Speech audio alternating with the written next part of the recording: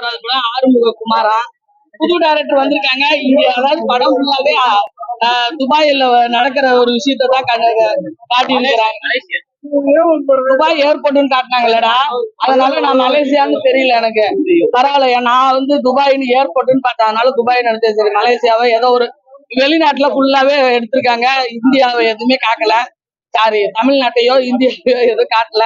இங்க இருந்து போனா எவ்வளவு கஷ்டப்பட்டு குப்பை பொறுக்குவோன்றத அவரு யோகி பாபு காட்டுறாரு. அந்த குப்பை பொறுக்கிற வீட்டுல இவரு தங்கிக்கிட்டு அவரு ஹோட்டல் தொடக்க போறாரு. அந்த இடத்துல கஷ்டம் வந்து அந்த கதாநாயகிக்காக போய் தர்மாவிட்ட போய் சீட்டாட போய் மாட்டிக்கிறாரு, கையெழுத்து போட்டு பாஸ்போர்ட்டை போட்டு. பரவாயில்ல, கதை புதுசுதான். அது சுவாரஸ்யத்தோட கொஞ்சம் ஒரு 75% எடுத்திருக்காரு ஆறுமுககுமார். இருந்தாலும் நம்ம படம் பாக்குறதுக்கு தான் எடுத்திருக்காங்க.